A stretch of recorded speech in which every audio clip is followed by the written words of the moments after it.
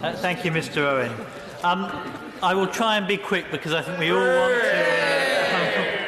all want to get to the vote and then move on. But what I will say is the measures in this bill, in the measures here, are clearly far too little and far too late.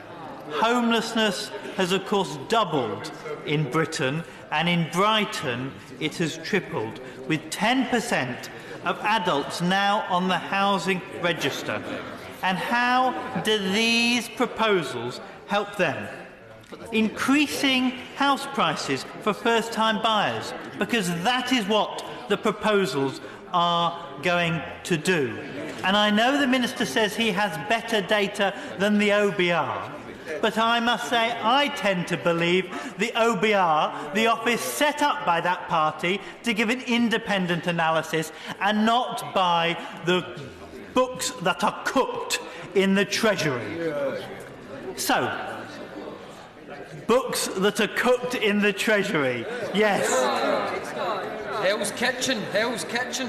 What needs to happen is clear supply-side measures to make sure. Well, the evidence for cooked books is that the OBR don't believe your figures. That's the evidence. The evidence is the independent regulator. Let me get back onto what I want to say, because otherwise you will distract me and we'll be here longer.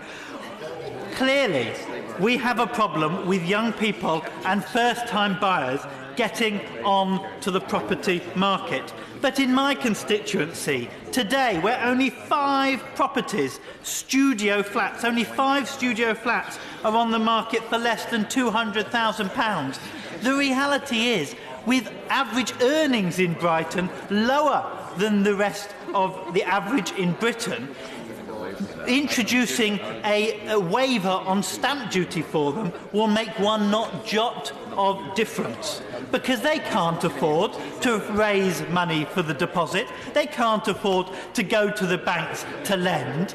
So the real measures that need to happen are decent social and council housing for these people to be able to move into secure tenancies. I asked the Prime Minister if she would lift the cap for the HRA, and in these proposals we of course do see a lifting of £1 billion if councils apply. Of course, £22 billion would be made available at no direct cost to the government if they had just lifted the cap completely. Why not? Because they are scared.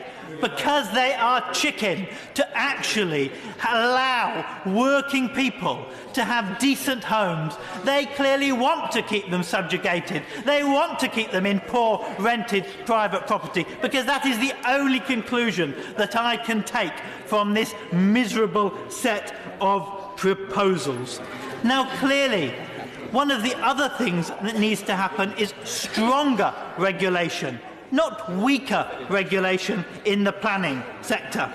I, until very recently, sat on the planning committee in my council, and I can tell you time and time again, we were toothless in enforcing the social housing and affordable housing requirements. We don't need to give councils less power to enforce those requirements. We need to give councils more powers to enforce their requirements. And these measures to try and deregulate the sector go completely the opposite way.